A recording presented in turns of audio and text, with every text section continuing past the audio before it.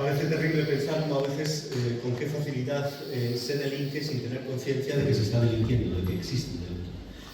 Bueno, es lo que nos toca educarnos para seguir educando a todo el mundo. Vamos a incorporar dos voces más, a las que también estimo brevedad, sobre todo para que haya tiempo de que podamos reflexionar en conjunto y hacer preguntas si así os parece. Belén Ruido de la Torre es licenciada en Derecho por la Universidad de Valladolid, ingresó en la carrera judicial en el año 2000, fue titular del Juzgado de Primera Instancia de Instrucción de Vila García, magistrada jueza del Juzgado de Instrucción número 4 de Vigo y magistrada del Juzgado de lo Penal número 4 también de Pontevedra, especializado en violencia sobre la mujer y violencia doméstica en esa provincia. Fue decana de los juzgados de Pontevedra y actualmente es magistrada de la sección cuarta, también cuarta, de la Audiencia Provincial de Pontevedra, especializada en violencia sobre la mujer.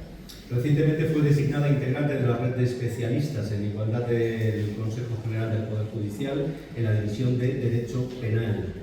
Como docente participa desde el año 2000 en el curso de Perspectiva de Género del Consejo General del Poder Judicial y ha dirigido numerosos cursos sobre violencia de género y vivienda ocupada por colegios profesionales, Subdelegación del Gobierno de Pontevedra, Delegación del Gobierno de Galicia, fuerzas y cuerpos de seguridad del Estado en políticas locales. En el ámbito de la legislación criminal y penal ha colaborado con las universidades de Vigo y A Coruña, con la Valedora de Pogo, con la Academia Galega de Seguridad Pública y con la EGA y con también distintas asociaciones e instituciones públicas y privadas. Es experta internacional en perspectiva de género y, como tal, ha colaborado con diversas organizaciones nacionales y de otros países. Belén, te doy la palabra. ¿Cuánto tiempo tengo? Te pido concisión. 4 minutos. No, vamos a ser generosos, te vamos a dar 5 y medio. Voy a pasar la presentación porque amenazo con un PowerPoint a ritmo de TikTok. O sea que no os preocupéis que voy a ir súper rápido.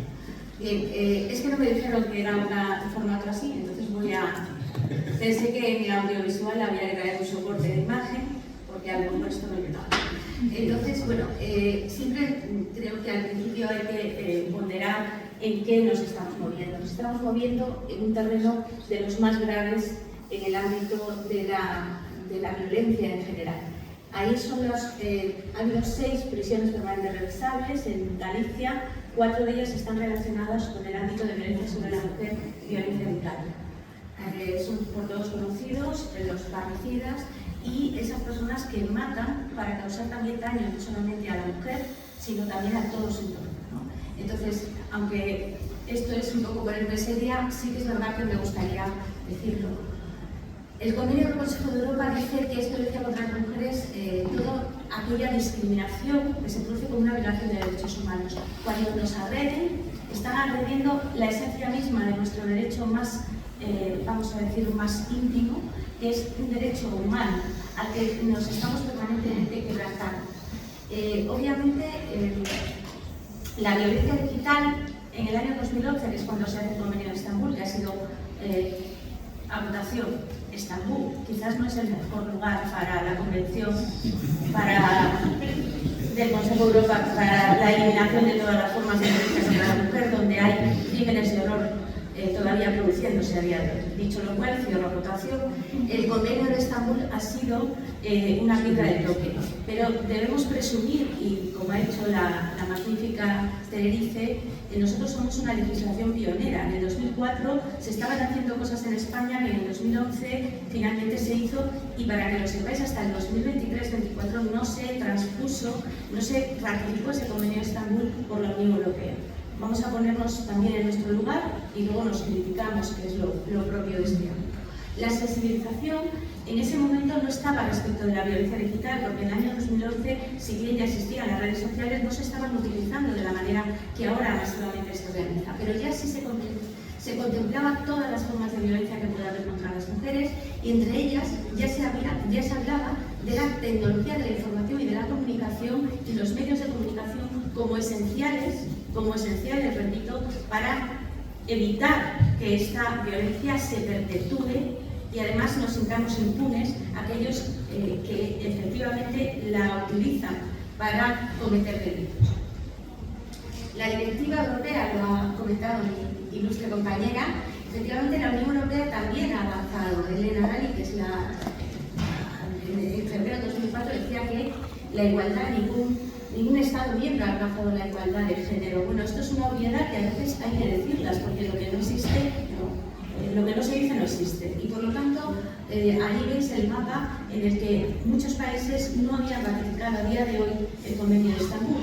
El paso adelante que da la directiva y la ratificación de la Unión Europea es importantísimo. Yo sé que esto es de derecho, que es muy aburrido, pero realmente el que se reconozca a nivel europeo esa discriminación estructural contra las mujeres en sus relaciones privadas, el que esto sea una realidad, realmente es importantísimo.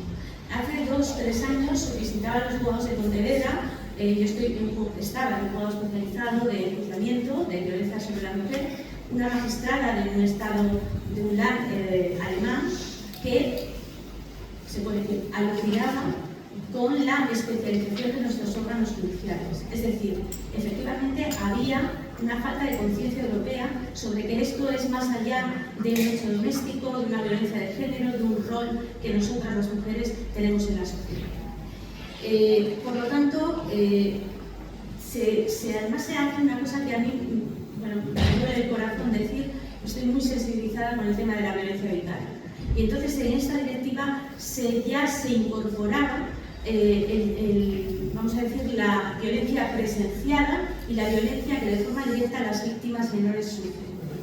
Voy a ir muy deprisa, pero ahí tenéis las definiciones de lo que es una violencia contra las mujeres, que habla de mujeres, y aquí es importante, niñas de menos de 18 años, porque las niñas eran las grandes olvidadas de la violencia de género. La franja de edad que ahora tenemos en los juzgados en que víctima y victimario, atención, víctima y agresor, son menores de edad, pone los pelos de punta. Es decir, nosotros como sociedad y vosotros como los voceros de la sociedad tenéis que visibilizar la violencia entre los jóvenes, porque desgraciadamente salir pendular se está infiltrando de una manera muy peligrosa entre nuestros hijos e hijas. Bien, fijaros que voy muy deprisa.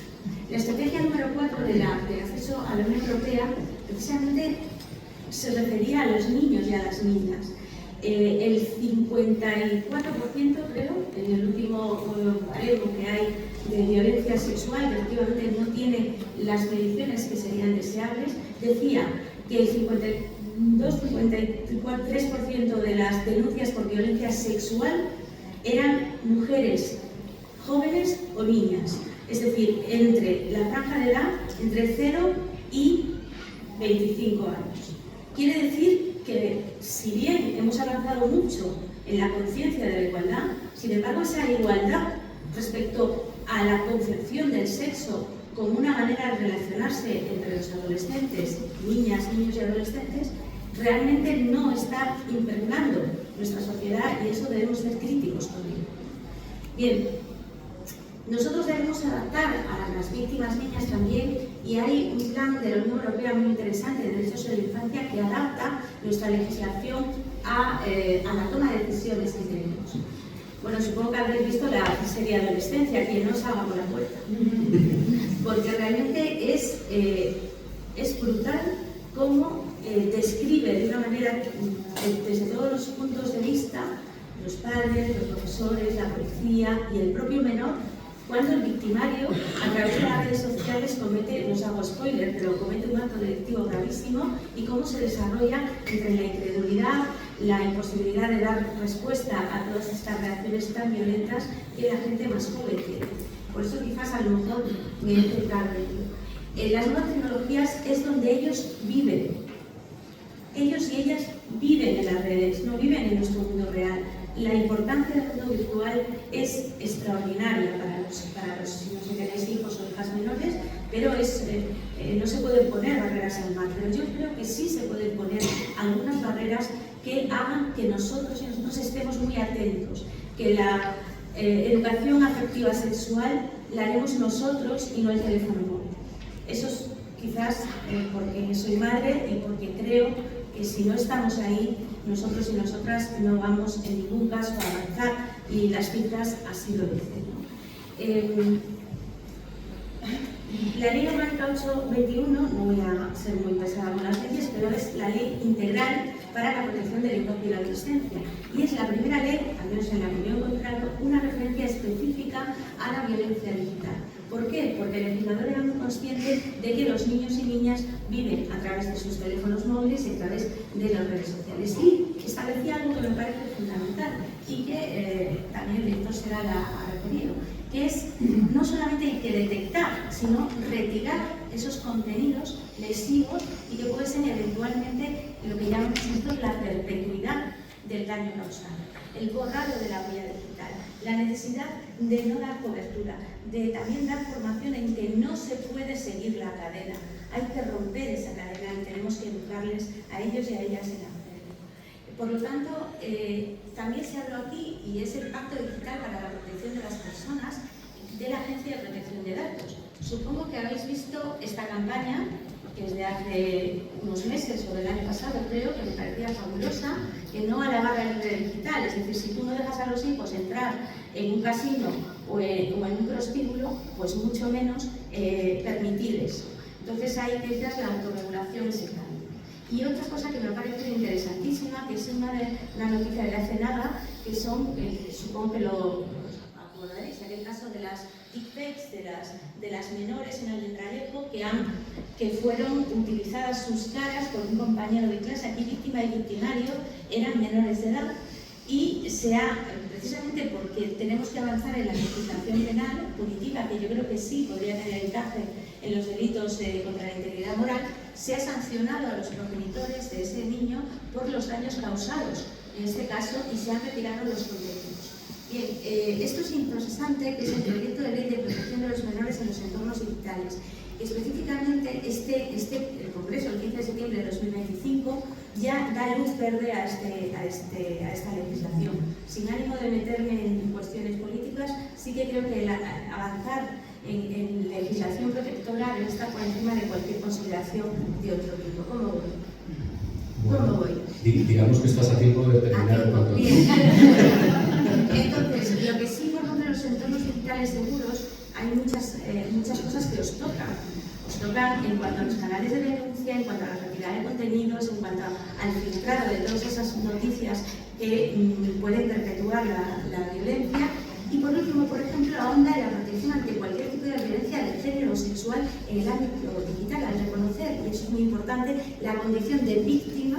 Por lo tanto, los derechos y el acceso a todo ese, vamos a decir, catálogo de derechos. Por ejemplo, ahora los niños y las niñas tienen la posibilidad en un proceso penal de ser designado un abogado para su sola defensa.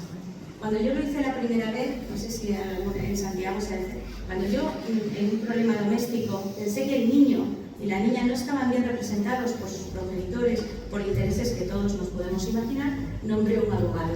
Llamé al colegio de abogados, le dije que tenía que ponerlo en virtud de la ley 821. Imaginaros la cara del colegio de abogados y del abogado más todavía, que no sabía qué hacer, pues defender al niño, defender a él como individualidad. Y por lo tanto las niñas aquí también deben de tener eso.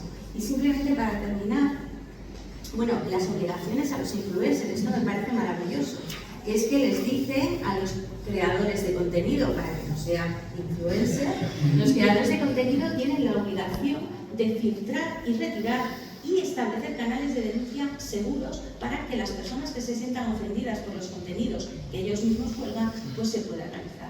Recuerdo perfectamente, porque estaba preparando un artículo, no sé si os suena, pero a mí me escandalizó y me escandalizó también la respuesta de la opinión pública en algunos sectores, que fue en aquel caso de un influencer o un creador de contenido que lo que hacía era presumir de un hecho delictivo, que era el tener relaciones sexuales quitándose el preservativo justo antes sin que su pareja sexual, novia, amiga, pareja sexual, lo supiera, con riesgo de contagio de ETS, con riesgo de contagio de embarazo no deseado y con otros riesgos, que es básicamente que la mujer debe decidir si las condiciones de la relación sexual son esas u otras.